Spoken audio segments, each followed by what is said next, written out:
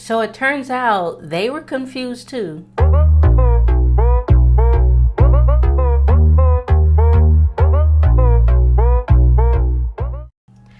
I've listened to Rabbi Tovia Singer for a little over a year now, and what really confused me was his interpretation of Daniel 9:24-27. And I was asking questions in the comments, but since it was a little over a year ago, no one was really responding.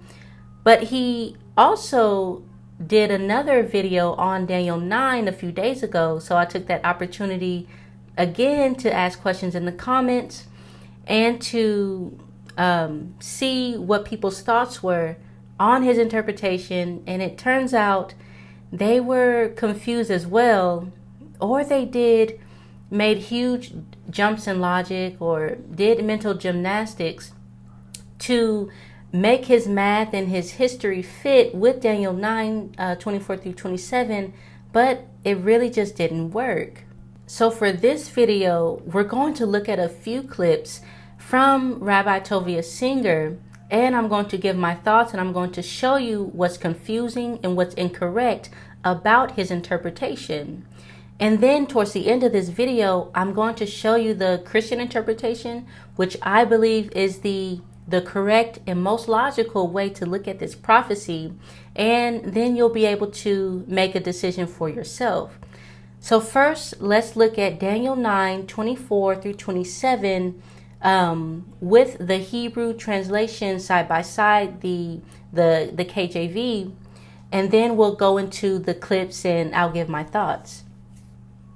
So Daniel 9:24, starting at verse 24, it says, 70 weeks are decreed upon thy people and upon thy holy city to finish the transgression and to make an end of sin and to forgive iniquity and to bring in everlasting righteousness and to seal vision and prophet and to anoint the most holy place. Know therefore and discern that from the going forth of the word to restore and to build Jerusalem unto one anointed, a prince shall be 7 weeks, and for 62 weeks. It shall be built again with broad place and moat, but in troublous times. And after the 62 weeks shall an anointed one be cut off and be no more. And the people of a prince that shall come shall destroy the city and the sanctuary, but his end shall be with the flood, and unto the end of the war desolations are determined. And he shall make a firm covenant with many for 1 week, and for half of the week he shall cause the sacrifice and the offering to cease. And upon the wing of detestable things shall be that which causeth appalment, and that until the extermination wholly determined be poured out upon that which causeth appalment. So let me just explain this a little bit before we jump in. Whenever you see weeks, it's referring to a set of 7. So 70 weeks is 70 times 7, equaling 490 years. 7 weeks is 7 times 7, equaling 49 years. And 62 weeks is actually 62 times 7, which is 434 years. And lastly, 1 week is, of course, 1 times 7, that's 7 years. From verse 24, we see that there's an overall 490 years to complete and to fulfill this prophecy. But it's not a consecutive 490 years because the prophecy itself breaks it up. And there's 3 key parts that this prophecy is telling us. There's 7 years, so 7 times 7, 49 years, until the city and its walls are rebuilt from verse 25. There's 69 weeks, which is the 7 plus 62 times 7, and that will give us 483 years from the decree until an anointed prince appears, also from verse 25. And lastly, there's a final 70th week, or 7 years, to complete and fulfill this prophecy. So let's look at the first clip from Rabbi Tovia Singer on his interpretation from Daniel 9. Very quickly, the time that you begin counting is from the destruction of the first temple, and you go forward 490 years. The second temple stood for 420 years. The Babylonian exile was 70 years. That's 490 years. Daniel made a mistake when he was contemplating or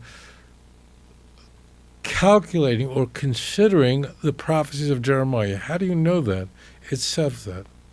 In Daniel 9, verse 1 and 2, Daniel is very distressed.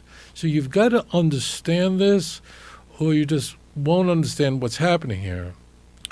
Daniel was looking at two passages in Jeremiah, which seem at first glance to be the same prophecy of the same period of time.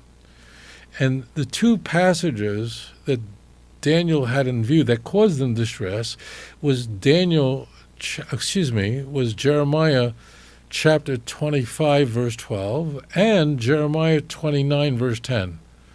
Now, those two prophecies at first glance seem like they're the same, and that's what Daniel thought. It was a mistake, and the angel Gabriel is sent to Daniel to correct him.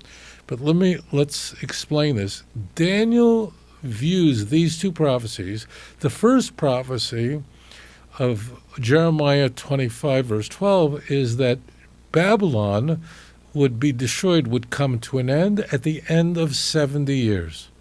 The context, you might as well know this, is Jeremiah is trying to persuade the Jews not to rebel against the Babylonian Empire, which is a theme that makes up a large bulk of the book of Jeremiah. Jeremiah is saying, God's not on your side, don't do this. It doesn't work at the end. But one of the arguments he puts forward is the Babylonian Empire is done after 70 years. The first thing that I want you to notice is that Rabbi Singer is starting from the destruction of the first temple, which occurred 586 BCE or 3338 AM according to the Hebrew calendar. But why? The prophecy says to start from the going forth of the command or decree from verse 25. The destruction is not a decree. This is simply wrong from the start, and we can really stop right there, because if you're starting wrong, you're obviously going to end wrong. But let's keep going because it does get worse. If we start counting from 586 BCE and go forward 490 years, we arrive at 96 BCE. There's no significant event with the temple or Jerusalem at that time. He also said that the second temple stood for 420 years, which is incorrect according to most academic sources. But Jewish tradition does provide this 420 lifespan. Scholars date the second temple from 516 to BC to 70 CE, and that's 585 years. He continues to say that there's 70 years of Babylonian captivity, and that's correct, but where is the 70 years coming from in relation to this prophecy? Where is the 420 years even coming from in relation to this prophecy? These are random dates and random numbers that do not align to Daniel 9 at all. Rabbi Singer is coming up with his own numbers that do not reflect this prophecy. Now, all of the context and the history that he was giving to give us an explanation of what's going on was fine, but he's simply ignoring the math here. Let's look at the next one. Each day is a year, so 7 weeks is 49 years or a half a century.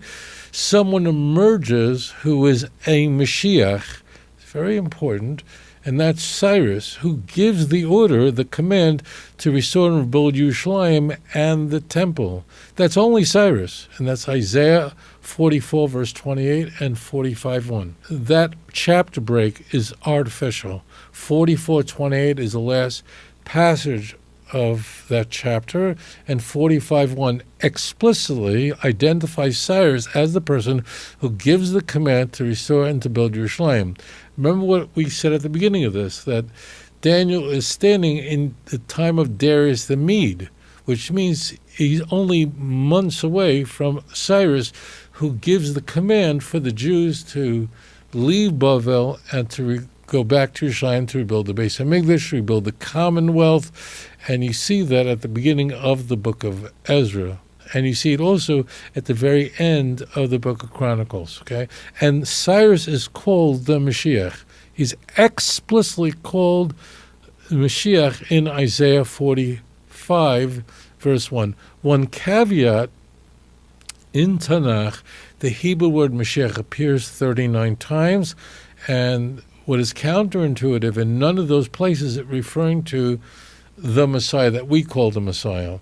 The trick, the sleight of hand here in Daniel 9 is that in Christian Bibles, whereas the other 37 times that the word Messiah appears, it's translated as an anointed one. Only in Daniel 9, in these passages, verse 24 through 27, is it translated as Messiah with a capital M, and a definite article is inserted, but it doesn't exist in the Hebrew. Rabbi Singer asserts that King Cyrus is the anointed one here because from the destruction of the first temple in 586 BCE, and we go 49 years into the future, we'll arrive at 538 BCE, which was for the decree for the Jews to return to Jerusalem to rebuild the temple. But as I already mentioned, this is the exact opposite of what the prophecy said to do. We start from the decree or the command, not the destruction. I also wanted to note his red herring here. He often points out how the Christian Bible is corrupt. There's no capital letters in the Hebrew, and there's artificial section breaks and so forth. And he's very vocal about this. But it's a red herring. It's a lesser issue. It's insignificant to the prophecy as a whole. If we take away the capital letters, if we take away the section breaks and go and so forth, we still arrive at Jesus, which I will show you towards the end of this video, of course. So it's really a lesser issue when we look at the main prophecy, the main timeline that Daniel 9, 24 through 27 is giving.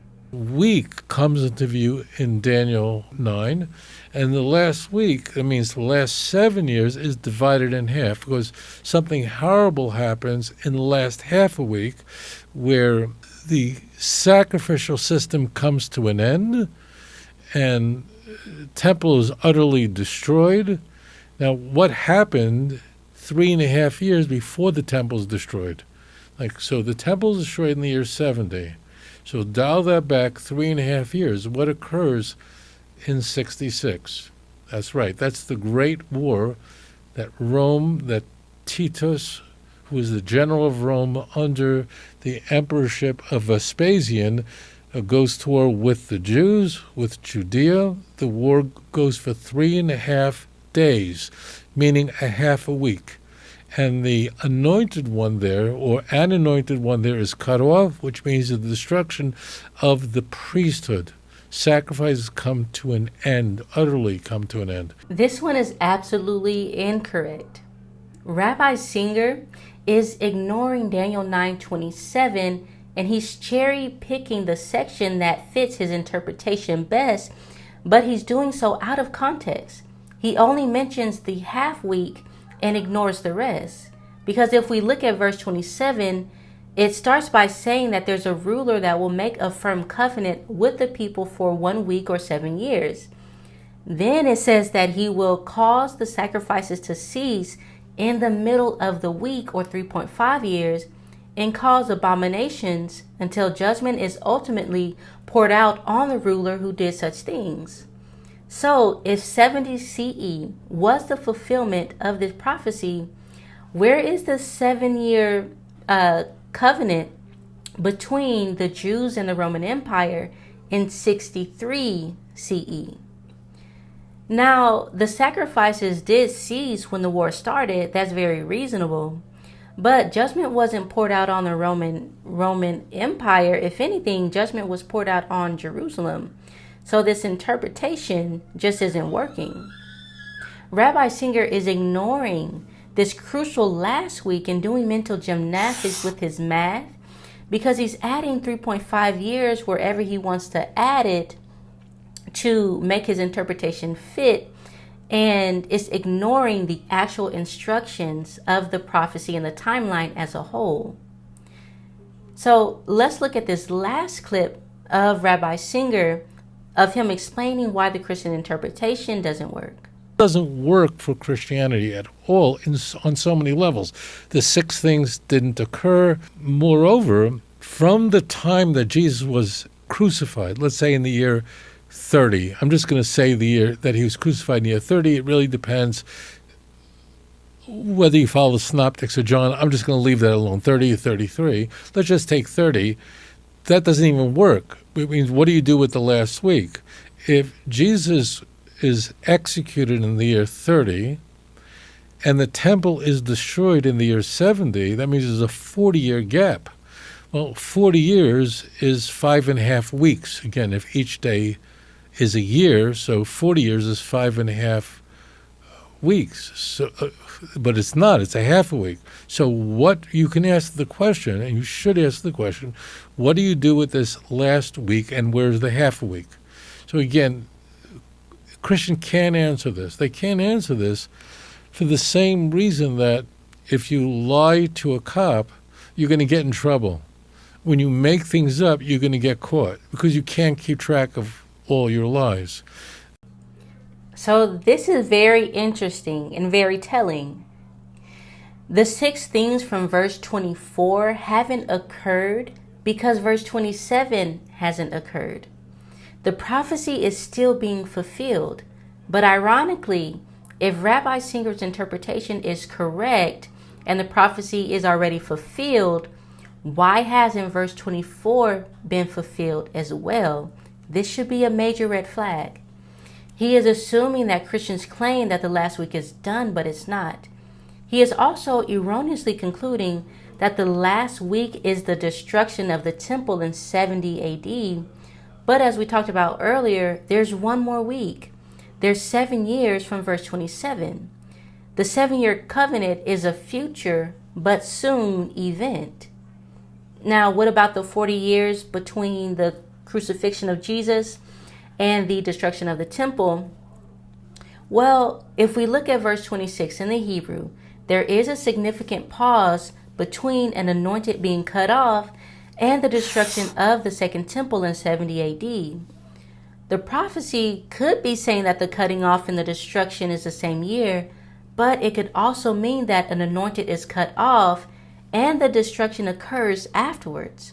It is still a plausible explanation that an anointed is cut off before the destruction of the second temple. In other words, from the going forth of the decree, or 483 years, 3 things are to occur. An anointed appears, an anointed is cut off, and then the destruction of the temple after that. Now, I'm still open to the interpretation that anointed is cut off and the destruction is supposed to be the same year if it can be demonstrated historically and mathematically. Ultimately, we are not inserting random numbers into the prophecy like Rabbi Tovia Singer is accustomed to doing. So there's really no good reason that we should include the 40 years in this prophecy to begin with. So here is the Daniel 9 messianic prophecy following the instructions of the prophecy, not adding random numbers or random dates to it. So verse 24 tells us that there is a total of 490 years that marks specific past and future events and the culmination of all things, like putting an end to sin and ushering in everlasting righteousness. Verse 25 tells us to listen and understand. 7 sets of 7 plus 62 sets of 7 will pass from the command to rebuild Jerusalem, its streets and walls, until an anointed one comes. So where do we start counting and why? Well, there's 4 possible choices of decrees issued for the Jewish people. So we have Cyrus. He made a decree giving Ezra and the Babylonian captives the right to return to Jerusalem and rebuild the temple in 538 BC. Again, we have Darius. He made a decree giving Ezra the right to rebuild the temple in 517 BC. Artaxerxes made a decree giving Ezra permission, safe passage, and supplies to return to Jerusalem to rebuild the temple in 458 BC. And lastly, we have Artaxerxes when he made a decree giving Nehemiah permission, safe passage, and supplies to return to Jerusalem to rebuild the city and the walls in 445 BC. Only the last of these 4 decrees was a command to restore and build Jerusalem with an emphasis on the city and the walls. So the first 3, they only focus on rebuilding of the temple, not on the city, the streets, or the walls. So 445 BC is the starting point for this prophecy. So we start from 445 BC, right? And it took Nehemiah 49 years, that's 7 times 7 from Daniel 9:25, to rebuild the city and the walls. And this was completed in 396 BCE. So we have 445 minus 49, that equals 396 BC, right? We're good. It checks out. Let's keep going. From 396 BCE, we go forward another 434 years into the future. So that's 62 times 7 from Daniel 9:25. And that will bring us to 38 AD. Yes, this is a few years past the crucifixion, right? But Sir Robert Anderson calculates this based on what's called a prophetic calendar, which consists of 360 days, and that would actually bring us to 32 AD. So why did he use this calendar? Anderson used a 360-day calendar because ancient civilizations, such as ancient Mesopotamia and Egypt, use such calendars. And this system is also represented in the Bible from the flood account in Genesis 8, 3-4. 5 months was equivalent to exactly 150 days, implying that each month was 30 days. Daniel 12:11 implies a 360-day calendar as well, and we also see in Revelations that 42 months was equivalent to 1,260 days. So it seems that God's thoughts are not our thoughts. His ways are not our ways, and his timing is not our timing. So instead of looking at a 360-day calendar, let's see how we arrive at 32 AD when we look at the biblical calendar of 360 days and look at Anderson's calculations further with this in mind. Artaxerxes started his reign in 465 BC. The decree to rebuild Jerusalem was given on the first day of Nisan in the 20th year of Artaxerxes. Now, Anderson was using the Julian calendar at the time, and that date would be March 14th, 445 BC. And Jesus started his ministry in the 15th year of Tiberius, and Tiberius started his reign in AD 14. So Jesus' ministry started in AD 29. Anderson believed that Jesus celebrated 4 Passovers during his ministry, one each in AD 29, 30, 31, and then his final Passover would be in 32 AD. And with the help of lunar charts, we can actually calculate the exact date of ancient Passovers. So it's actually possible to calculate Jesus' triumphant entry into Jerusalem as April 6, AD 32. So let's look at how we do that.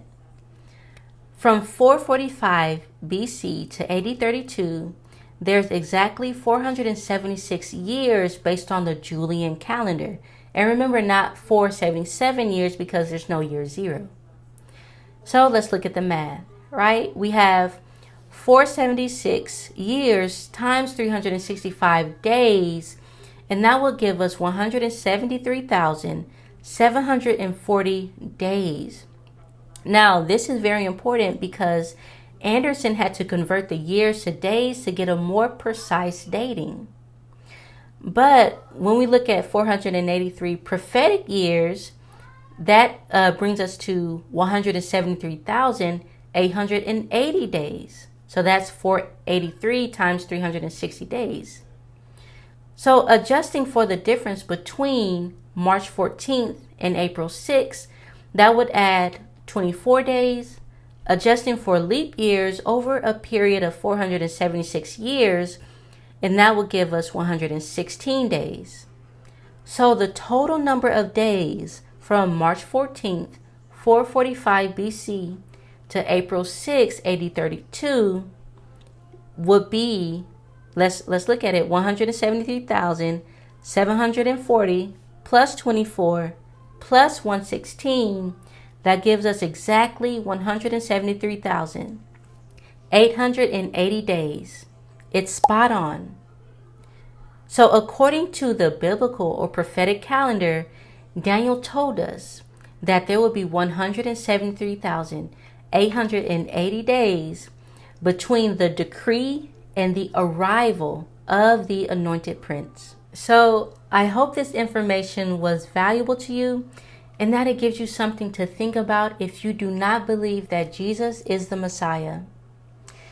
He died in our place and took away our sins so that we could receive his righteousness and stand righteous before the Father. Not because of our own perfection, but because of Jesus' perfection and his finished work on the cross. It is by grace through faith in Jesus Christ that we are saved. Thanks so much for watching, and I'll see you on the next one.